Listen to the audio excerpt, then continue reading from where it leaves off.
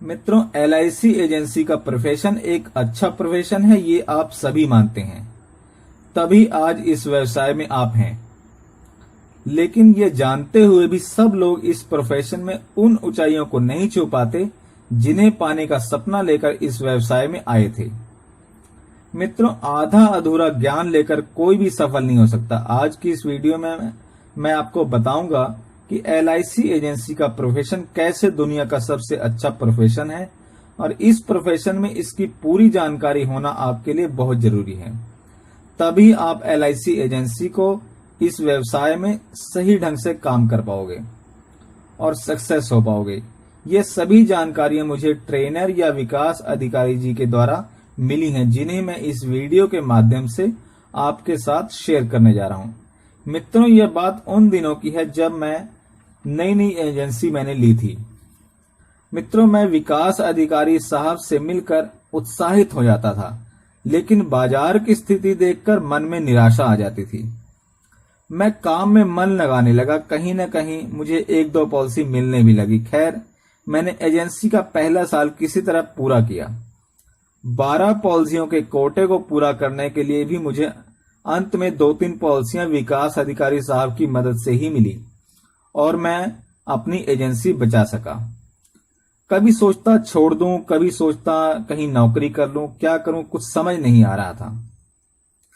विकास अधिकारी जी जब भी मिलते उत्साहित करते और कहते, यह काम दुनिया का सर्वश्रेष्ठ काम है, किसी विधवा को वैश्य बनाने से रोकता है ये काम, अनाथ बच्चों की पढ़ाई का इंतजाम करता है, शादी का इंतजाम करता है, वगैरह वगैरह।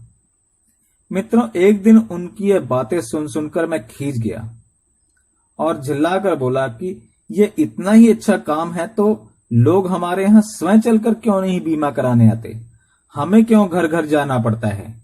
अगर बीमा इतनी ही अच्छी चीज है तो लोगों को एजेंट के घर जाकर बीमा खरीदना चाहिए, फिर एजेंट की यह हालत क्यों है, घर घर जाने की क्यों जरूरत है लोगों के।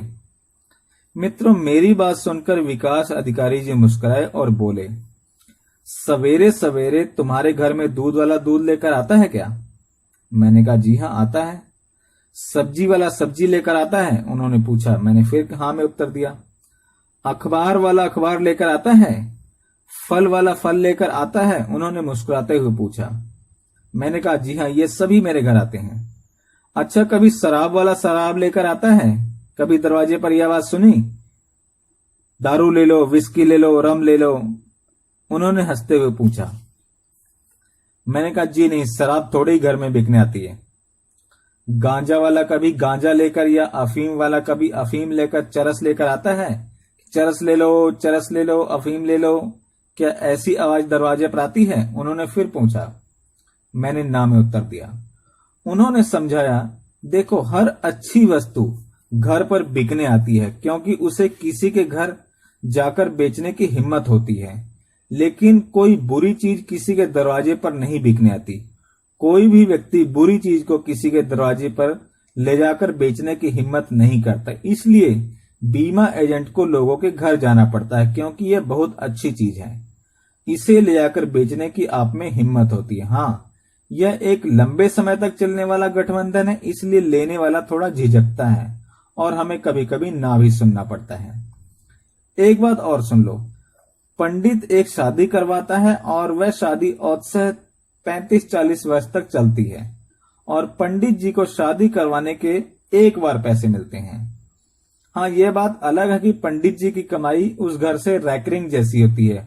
बच्चा हुआ तो पंडित जी की कमाई होती है, बच्चा बड़ा हुआ तो मुंडन जनेऊ वगैरह से कमाई होती है, फिर उन बच्चों की शादी से कमाई होती है, फिर मुखिया मरता है तो कमाई होती है। यानी पंडित जी को शादी करवाने वाले घर से कभी कभार कमाई होती रहती है। लेकिन एजेंट जब एक पॉलिसी बेचता है तो बीमा लेने वाला भी 20-25 वर्षों तक बंधन में बंध जाता है। प्रत्येक वर्ष इस बंधन में बंधने की फीस मिलती है अभिकर्ता को, और इस व्यवसाय के द्वारा तुम लोगों का भविष्य तो सुरक्षित करते ही हो, तुम्हारा अपना भी भविष्य सुरक्षित हो जाता है। मित्रों, मैं इन बातों को सुनता था तो मेरी हिम्मत बढ़ती थी, मैं उत्साहित होता था, एक अच्छे भविष्य के सपने देखने लगता था, लेकिन बीच बीच में निराश भी हो जाता था। एक दिन मैंने कहा कि सर मैं तो डॉक्टर बनना चाहता था, लेकिन मेरे घर में पैसे ही नहीं थे फीस भरने के लिए इतनी ज्यादा, इसलिए मैं डॉक्टर नहीं बन पाया। आज डॉक्टर होता तो कितना अच्छा होता, पैसे भी होते, इज्जत भी होती। इतना कहते कहते मैं उदास हो गया। विकास अधिकारी साहब ने मेरी पीठ थपथपाई और कहा, जानते हो, यह प्रोफेशन एक डॉक्टर से भी अच्छा है। अच्छा एक बात बताओ, डॉक्टर के क्लिनिक में कोई मरीज नहीं है, उसका मन नहीं लग रहा है, तो क्या डॉक्टर अपने मन से किसी के घर में जाकर पूछ सकता है कि क्या आपके घर में किसी को बुखार है, मलेरिया है, जॉन्डिस है, लीवर खराब है, वगैरह वगैरह? ऐसा कोई डॉक्टर पूछ सकता है? वह ऐसा नहीं पूछ सकता। वह अपने मन से किसी के साथ अपॉइंटमेंट नहीं तय कर सकता। लेकिन हम तो ऐसे डॉक्टर हैं कि जो हम मन से चाहे तो जितनी मर्जी अपॉइंटमेंट तय कर ले, जितनी मर्जी घरों में जाए, हमें कोई रोक नहीं है और ना ही घरों की सीमा है। उन्होंने कहा कि डॉक्टर तो मरीज के ठीक हो जाने पर या मृत्यु हो जाने पर उस घर को छोड़ देता है, लेकिन अपनी फीस नहीं छोड़ता। लेकिन हम तो ऐसे डॉक्टर हैं जो किसी के मर जाने पर अपना कमीशन तो छोड़ ही देते हैं, साथ ही उस घर के सेवा भी करते हैं और घरों में खुशियां वापस लाने का प्रयास भी करते हैं। इसलिए हमारा व्यवसाय तो डॉक्टर के व्यवसाय से भी उत्तम है। उन्होंने डॉक्टर और एजेंट की कमाई की तुलना करते हुए भी कहा कि तुम क्या समझते हो कि डॉक्टर तुमसे ज्यादा कमाता है? ऐसा समझते हो तो ये तुम्हारी भूल है।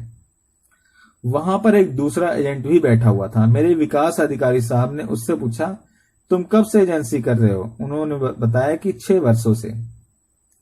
पिछले साल तुमने अपनी कंपनी से कितना कमीशन प्राप्त किया? उन्होंने फिर से पूछा। जी करीब 1.5 लाख रुपए, उसने उत्तर दिया। विकास अधिकारी साहब ने फिर से पूछा, पिछले साल कितने लोगों का बीमा किया? करीब 60 लोगों का, उसने बताया। 60 लोगों का बीमा करने के लिए कितने घरों में जाना पड़ा? यही करीब 200 घरों में, उसने फिर से उत्तर दिया। अब देखो, यह एक साधारण सा एजेंट है, कोई खास काम नहीं करता, उसके बावजूद 200 घरों में जाकर 1.5 लाख रुपए कमाए, यानी एक घर से करीब 750 रुपए। अब तुम ही बताओ कि एक डॉक्टर की एक घर में जाने की फीस 750 रुपए है क्या? इसलिए कमाई के हिसाब से यह व्यवसाय किसी डॉक्टर से कम नहीं है। मित्रों, जब भी मैं अपने विकास अधिकारी की ये सब बातें सुनता तो बड़ा खुश होता। आप यकीन करें, मैं जानबूझकर भी कभी कभी उन्हें उस्काता था, मुझे अच्छा लगता था और कुछ इसी तरह की बातें बोलने के लिए उन्हें प्रेरित करता था। मुझको याद है कि एक दिन मैं घर में बैठा क्रिकेट मैच देख रहा था। मेरे साथ विकास अधिकारी भी मेरे घर आए और वे बैठ गए। बाहर कुछ बारिश हो रही थी, हम चाय पकौड़ियों का आनंद ले रहे थे। मैंने मैच देखते हुए कहा कि सर, आप कहते कि हमें बीमा बेचने का प्रोफेशन हमारा किसी भी प्रोफेशन से कम नहीं, और आप किसी भी प्रोफेशन से इसकी तुलना करके इसे उत्तम सिद्ध करने की कोशिश करते हैं। अच्छा एक बात बताएं, ये जो क्रिकेट खेलते हैं, जो देश की टीम का प्रतिनिधित्व करते हैं, इन्हें कितनी मौज है, कितने अधिक पैसे मिलते हैं। ये तो खेलते हुए पैसे कमाते हैं, इनकी कितनी किस्मत अच्छी है। मेरे विकास अधिकारी सुनकर हंस पड़े, बोले यह बात तो ठीक है। अभी वे इतना कह ही रहे थे कि एक गेंद आई और सचिन आउट हो गया, शोर मचा। उन्होंने तुरंत मुस्कुराते हुए कहा, देखो सचिन कितना अच्छा खिलाड़ी है, संयोग देखो कि दूसरी गेंद पर ही आउट हो गया। मैंने कहा, हाँ दुर्भाग्यपूर्ण है, इतना अच्छा खिलाड़ी आज क्रीज पर टिककर खड़ा भी नहीं हो पाया और दूसरी गेंद पर ही आउट हो गया। उन्होंने हंसते हुए कहा, अच्छा क्या सचिन ये कह सकता कि अरे नहीं, मैं तो यूं ही आउट हो गया, अब मैं संभल कर खेलूंगा, एक चांस और दे दो। अभी मैं संभला भी नहीं था। मैंने कहा, नहीं नहीं भैया, ऐसे कैसे कह सकता है। तो सचिन जैसा बड़ा खिलाड़ी जब एक गेंद पर आउट हो जाता है और उसे क्रीज छोड़ देनी पड़ती है, बैटिंग नहीं कर सकता। लेकिन हम तो ऐसे क्रिकेटर हैं जो एक घर से आउट होते हैं और दूसरे घर में बैट लेकर घुस जाते हैं, दूसरे घर से आउट होते ही तीसरे घर में फिर घुस जाते हैं।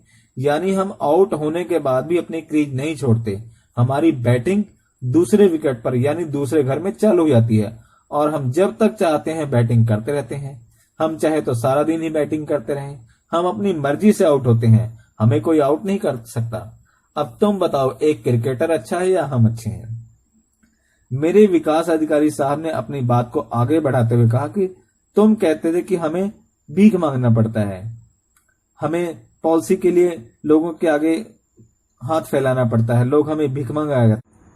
देखो फील्ड में खड़े दूसरे खिलाड़ियों की तरफ देखो, वह देखो विकेट के पीछे खड़ा विकेट कीपर धोनी इतनी कड़ी धूप में दोनों हाथ पसारे मांगने की मुद्रा में खड़ा है। सभी खिलाड़ी चिलचिलाती धूप में दोनों हाथ पसारे हुए मांगने की मुद्रा में ही खड़े दिख रहे हैं। ये भी तो सारा दिन मांगने के लिए ही खड़े हैं, इसलिए मांगना कोई बुरी बात नहीं है। मैं उनके तर्क और हाजिर जवाबी को सुनकर हंस पड़ा। तो मित्रों, अब तो आप भी जान ही चुके होंगे कि LIC की एजेंसी का प्रोफेशन कितना अच्छा प्रोफेशन है। तो इस अच्छे प्रोफेशन में आने का आप भी लाभ उठाओ और ज्यादा से ज्यादा काम करके, अच्छा काम करके आप भी इस प्रोफेशन में सफलता पाओ। मित्रों, आज की इस वीडियो में इतना ही। कल फिर मिलेंगे एक नई वीडियो में नई जानकारी के साथ। तब तक बने रहिए मेरे साथ। तब तक के लिए नमस्कार, धन्यवाद, जय हिंद।